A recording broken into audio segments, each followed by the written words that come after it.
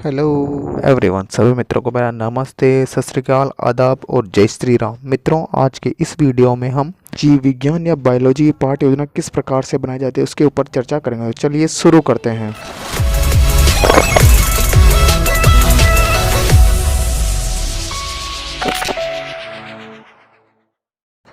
मित्रों, आपको सबसे पहले जो आपकी दैनिक पाठ्य योजना डायरी है उसके ऊपर ही ऊपर आपको पाठ्य योजना का क्रमांक लगा लेना है, जो भी आपकी पाठ्य योजना का क्रमांक है।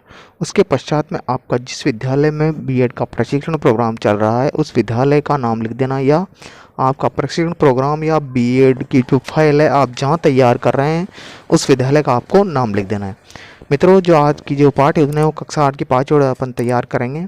जो विषय हो जाएगा आपका बायोलॉजी या जीव विज्ञान, और दिनांक, कालांश और समयावधि आपको इन सारी जो खाना पूर्ति है इनकी कर लेनी है। मित्रों, आज का जो अपना प्रकरण है वो है रक्त प्रकरण के ऊपर पाठ्य योजना तैयार करेंगे। मित्रों, इसके पश्चात में आपके नेक्स्ट हेडिंग आती है शिक्षण के उद्देश्य। तो शिक्षण के उद्देश्य हेडिंग लगा लीजिए और इसके अंदर आपको 3 कॉलम बना लें। उद्देश्य, विशिष्टीकरण और अपेक्षित व्यवहारगत परिवर्तन। आप चाहे तो विशिष्टीकरण वाले कॉलम को हटा भी सकते हैं और जोड़ भी सकते हैं, कोई दिक्कत नहीं होगी। 2 कॉलम से भी काम चल जाएगा। उद्देश्य, शिक्षण के उद्देश्य और अपेक्षित व्यवहारगत परिवर्तन।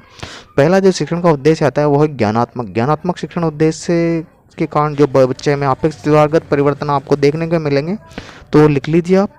इसी तरह से आता है अबोध और तृतीय आता है ज्ञानोपयोग। तो इन जो शिक्षण के उद्देश्य है इनको ध्यानपूर्वक लिख लीजिए, और शिक्षण के उद्देश्य से संबंधित जो अपेक्षित व्यवहारगत परिवर्तन है इनको भी आप ध्यानपूर्वक लिख लीजिए।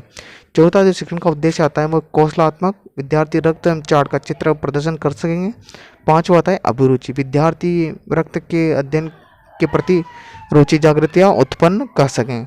इसी प्रकार से जो नेक्स्ट आपका शिक्षण का उद्देश्य आता है 6वें नंबर का, वो 6वें नंबर का शिक्षण का उद्देश्य है अभिवृत्ति। तो अभिवृत्ति के अंदर आप लिखेंगे विद्यार्थी रक्त के बारे में सामान्य या सकारात्मक दृष्टिकोण उत्पन्न कर सकेंगे। नेक्स्ट है वैज्ञानिक दृष्टिकोण का विकास कर सकेंगे। मित्रों, शिक्षण उद्देश्य के बारे में थोड़ा सा मैं आपको बता दूं। शिक्षण के उद्देश्य का मतलब ये होता है कि छात्र, अध्यापक अथवा शिक्षक जब बच्चे को शिक्षण करवाया जाता है इस शिक्षण से बच्चे के अंदर क्या परिवर्तन होगा वही आपकी क्या हो जाएंगे, शिक्षण के उद्देश्य हो जाएंगे। तो ये हो जाएंगे आपके शिक्षण के उद्देश्य 6 के 6 पूर्ण। इसके पश्चात नेक्स्ट हेडिंग निकल के आती है आपकी अनुदेशनात्मक सामग्री या इंडस्ट्रियल एड्स या सहायक सामग्री जिसे कहा जाता है शिक्षण सहायक सामग्री। तो शिक्षण सहायक सामग्री तात्पर्य है कि छात्र, अध्यापक अथवा शिक्षक द्वारा जब बच्चे को शिक्षण करवाया जा रहा है तो शिक्षण कराते समय जो सामग्री उनकी शिक्षण में सहायता प्रदान करती है वो सारी सामग्री शिक्षण सहायक सामग्री कहलाती है। जैसे चौक हो गया, डस्टर हो गया, संकेतक हो गया, लपेट पलक वगैरह इत्यादि सारी सामग्री इसके अंदर आ जाएगी। नेक्स्ट हेडिंग हो जाएगी आपका प्रीवियस नॉलेज या पूर्व ज्ञान। तो पूर्व ज्ञान में आप लिखेंगे विद्यार्थी रक्त के बारे में सामान्य जानकारी रखते हैं। तो ये हो जाएगा आपका पूर्व ज्ञान। नेक्स्ट हेडिंग निकल के आती है आपकी वो है उत्प्रेरणात्मक उपक्रम या मोटिवेशनल डिवाइस, जिसको प्रस्तावना प्रश्न भी कहा जाता है। तो प्रस्तावना प्रश्न के अंदर आपको 2 कॉलम बना लें, छात्र अध्ययन क्रिया और छात्र क्रिया। मैं आपको थोड़ी प्रस्तावना प्रश्न के बारे में बता देता हूँ कि प्रस्तावना प्रश्न होता क्या है। प्रस्तावना प्रश्न के अंदर छात्र, अध्यापक द्वारा बच्चों से प्रश्न किए जाते हैं, बच्चों द्वारा इन प्रश्नों के उत्तर दे दिए जाते हैं। कम से कम आपके द्वारा बच्चों से 4 प्रश्न और अधिक से अधिकतम 6 या 7 प्रश्न आपके द्वारा पूछे जा सकते हैं। और जो ये प्रश्न आप पूछेंगे ये प्रश्न आपको तार्किकता क्रम में पूछने हैं, ताकि बच्चे इन प्रश्नों से पाठ के से या जो आप प्रस्तुतिकरण देना चाहते हैं जिसके बारे में पढ़ा जाए उससे जुड़ सके। और अंत के अंदर आपको बच्चों से एक समस्यात्मक प्रश्न पूछना ताकि आप उस समस्या का समाधान आपके द्वारा किया जा सके। मित्रों, नेक्स्ट हेडिंग हो जाएगा स्टेटमेंट ऑफ या शिक्षण का उद्देश्य। तो शिक्षण का उद्देश्य लिखेंगे बच्चों, आज हम रक्त के बारे में विस्तार पूर्वक अध्ययन करेंगे। तो ये हो जाएगा आपका शिक्षण का उद्देश्य। नेक्स्ट हेडिंग निकल के आती है आपकी वहाँ है प्रस्तुतिकरण या पाठ का विकास। तो प्रस्तुतिकरण या पाठ का विकास आपका जो संपूर्ण आप पाठ पढ़ा रहे हैं उसमें आप इसका संपूर्ण प्रस्तुतिकरण इसी में देंगे।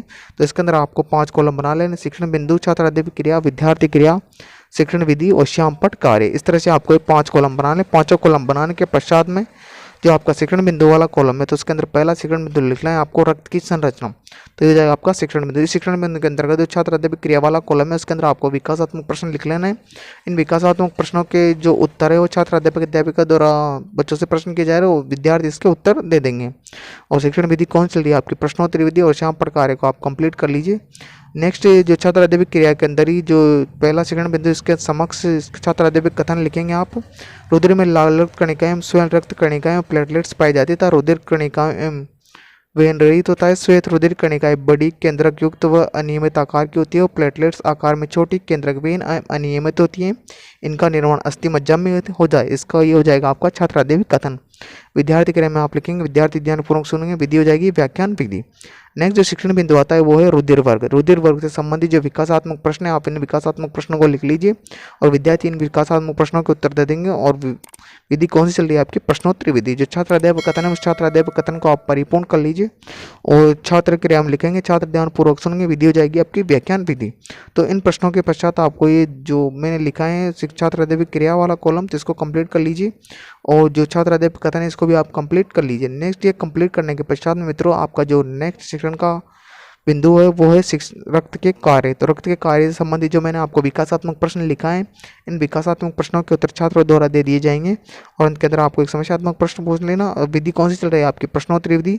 और श्यामपट्ट कार्य को आप कार्यपूर्ण कर लीजिए। मैंने पहले ही बताया जिसके जो महत्वपूर्ण बिंदु है छात्र अध्यापक कथन के, इस छात्र अध्यापक कथन के महत्वपूर्ण बिंदु को आपको ब्लेड चार्ट लगा के श्यामपट्ट कार्य के रूप में लिख देना है।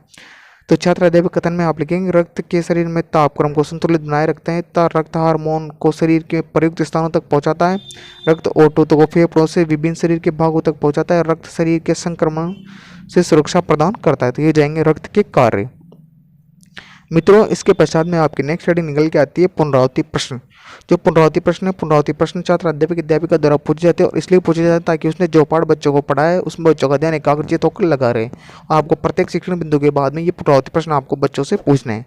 नेक्स्ट हेडिंग हो जाएगी आपकी मूल्यांकन प्रश्न। जो मूल्यांकन प्रश्न होते हैं वो छात्र अध्यापक अध्यापिका द्वारा पूछे जाते हैं और इसलिए पूछे जाते हैं ताकि उसने जो पाठ बच्चों को पढ़ाया है जिसके बारे में शिक्षण करवाया वो बच्चों ने सीखा है अथवा नहीं सीखा है, कितना सीखा है, इस बारे में प्रतिपुष्टि या फीडबैक लेने के लिए मूल्यांकन प्रश्न किए जाते हैं। मूल्यांकन प्रश्न किसी प्रकार के आप तैयार कर सकते हैं, लघुत्तरात्मक लघुत्तरात्मक निबंधात्मक किसी प्रकार के आप बना सकते हैं। अंत के अंदर आपको बच्चों को गृह कार्य दे देना है। तो इस प्रकार से आपकी पाठ योजना यहीं पर समाप्त होती है।